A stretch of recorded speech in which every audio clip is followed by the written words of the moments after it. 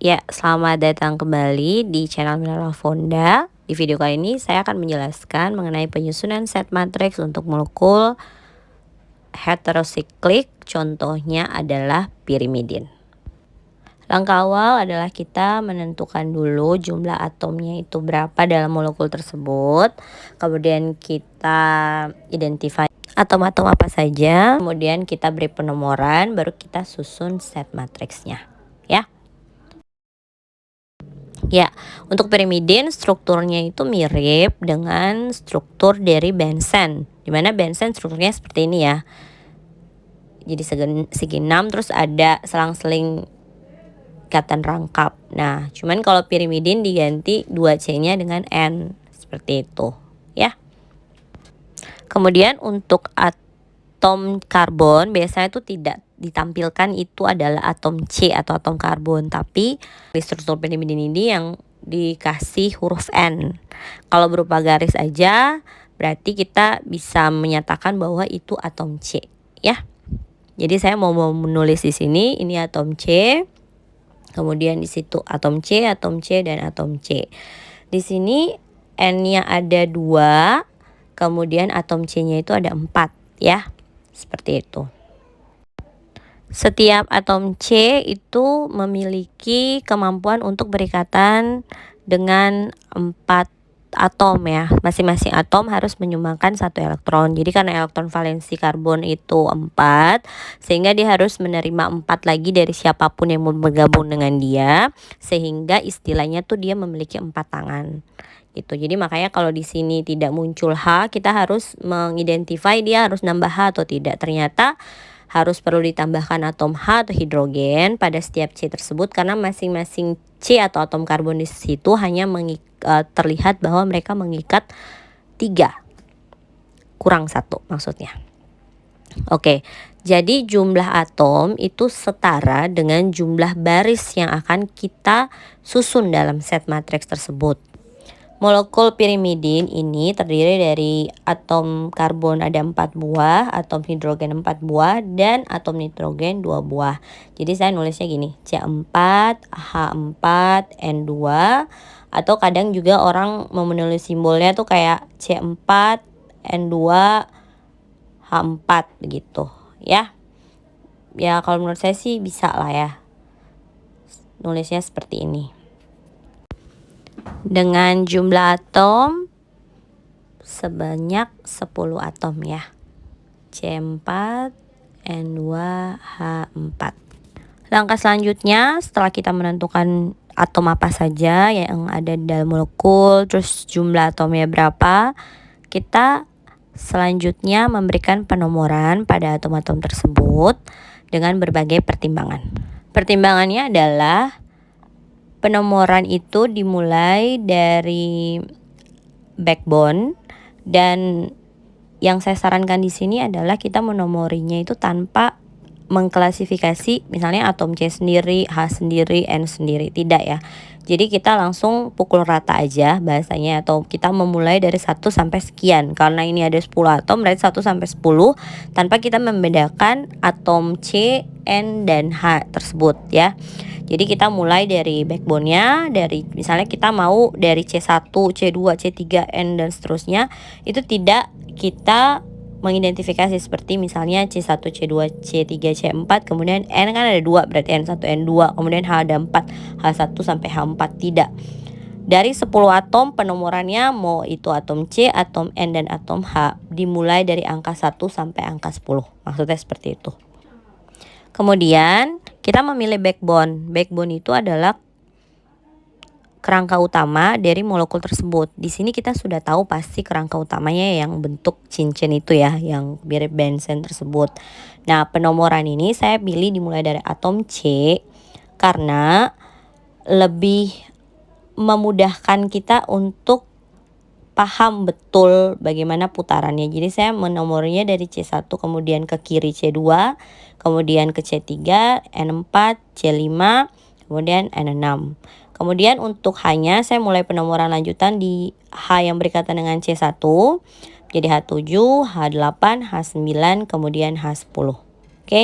Sebelum masuk di penyusunan set matriks, yang saya mau nyatakan di sini adalah ketika kita menulis angka setelah huruf atau simbol dari atom, jangan ditulis seperti subscript ya, atau angkanya agak ke bawah, tapi kita nulisnya dia sepadan atau sama besar dengan simbol hurufnya. Jadi kita tulis H7, 7-nya sama rata, kemudian C1 sama rata, tidak superscript maupun subscript, seperti itu.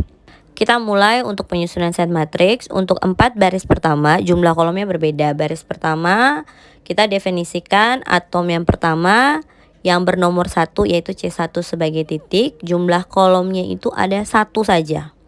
Kemudian kita mendefinisikan C2. C2 berikatan langsung dengan C1 membentuk panjang ikatan sebesar 1,3. Karena dia ikatan rangkap jadi panjang ikatannya agak lebih pendek dari yang tunggal. Kemudian kita susun untuk baris ketiga sesuai urutannya dalam nomornya ya pasti C3. C3 berikatan langsung tidak dengan C1 tapi dengan C2. Ya, kalau kalian menulis N4 tidak boleh karena belum diperkenalkan sebelumnya. C3 berikatan langsung dengan C2 membentuk ikatan sebesar 1,5. Kemudian membentuk sudut dengan atom C1 sebesar 120 derajat. Untuk molekul seperti ini artinya dia memiliki ikatan rangkap. Sudut ikatan untuk ikatan rangkap selalu 120 derajat. Ya. Nah, di baris ketiga ini kan ada perbedaan dengan baris kedua dan baris pertama. Baris pertama itu hanya terdiri dari 1 kolom, baris kedua terdiri dari 3 kolom, baris ketiga terdiri dari 5 kolom, ya. Di sini kelihatan ya, di situ hanya C1 1 kolom, baris pertama tuh 1 baris 1 kolom, baris kedua tuh 3 kolom, baris ketiga 5 kolom. Nah, untuk baris keempat sampai seterusnya, sampai banyaknya atom tersebut terdiri dari 7 kolom. Ya, kita lanjut untuk mendefinisikan koordinat atom keempat yang adalah N4. Jadi N4 itu dia berikatan langsung dengan C3. Ya, kita tidak bisa bilang berikatan langsung dengan C5. Kenapa? Karena C5 tidak disebutkan sebelumnya di atas atau tidak disebutkan pada baris sebelumnya. Dia membentuk panjang ikatan sebesar 1,4 atau sekitar 1,35. Kemudian dia membentuk sudut dengan C2 sebesar 120 derajat dan dia membentuk sudut dihedral dengan C1. Sudut dihedral yang dimaksud yaitu kita akan melihat bidang yang terdiri dari 3 atom dan 3 atom yang lain gitu. Jadi misalnya untuk bidang C1, C2 dan C3 dengan bidang dari sebentar ini C1, C2, C3 yang warna hijau, kemudian yang warna kuningnya itu C2, C3 dan N4. Saya gambarkan dulu. Iya, jadi ada kuning sama hijau ya. Nah, di sini kan mereka berdua bidang itu, bidang yang terdiri dari 3 atom itu berada pada satu bidang. Artinya tidak ada sudut yang terbentuk. Sehingga kalau tidak ada sudut yang terbentuk, maka sudut dihedralnya itu sebesar 0 derajat. Ya. Jadi membentuk dihedral dengan C1 sebesar 0 derajat.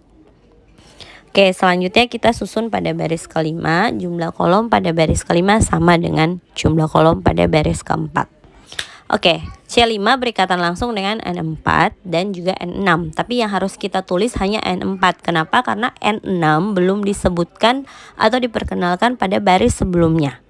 Kalau hal yang belum kita perkenalkan tidak bisa kita sebutkan karena komputer tidak akan mengenali dia itu siapa. Gitu. Jadi bisa error lah ya. Seperti itu. Jadi C5 berikatan langsung dengan N4 membentuk panjang ikatan sebesar 1,5 ya. Kemudian dia membentuk sudut dengan C3 sebesar 120 derajat juga. Dan membentuk sudut dihedral dengan C2 sebesar 0 derajat. Nah, 0 derajatnya ini nanti kita lihat ya prosesi perhimpitan bidangnya, yaitu antara bidang C5N4C3 dan C2 C3 dan N4.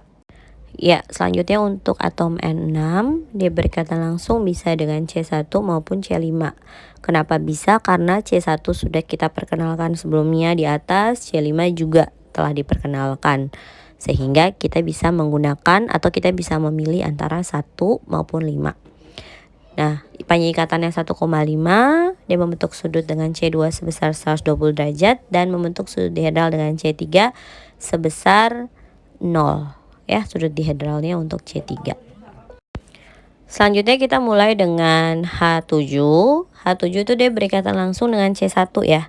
Tidak bisa C2, C3, N4 dan seterusnya. Dia hanya berikatan langsung dengan C1. Mereka membentuk ikatan sebesar 1,0, membentuk sudut dengan C2, bisa juga dengan N6, terserah. Tapi saya di video ini menggunakan C2 sebesar 120 derajat. Dan membentuk dihedral tidak dengan H8 karena kembali lagi H8 belum disebutkan pada baris sebelumnya, sehingga yang akan saya gunakan di sini adalah C3. Ya, di sini adalah bidang H7, C1, C3, C2 dan bidang C1, C2 dan C3. Untuk yang warna hijau mereka berada di berseberangan lah ya dengan posisi C3 gitu. Jadi bidangnya itu tidak berimpit, tapi mereka berada terpisah sebesar 180 derajat. Kalau yang tadi 0 derajat kan mereka berimpit ya, ini tidak berimpit. Bidangnya satunya mengarah ke bawah, satunya mengarah ke atas. Sehingga sudut dihedral dari H7, C1, C2 dan C3 itu sebesar 180 derajat. Ya, selanjutnya untuk 3 atom terakhir yaitu H8, H9, H10.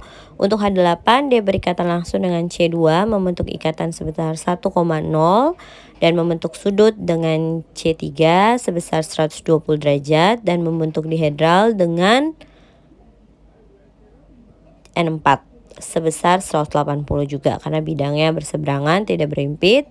Kemudian untuk H9 dia berikatan langsung dengan C3, bukan berikatan langsung dengan yang lainnya. Penyeikatannya 1,0, membentuk sudut dengan N4 sebesar 120 derajat dan membentuk dihedral dengan C5 sebesar 180 juga.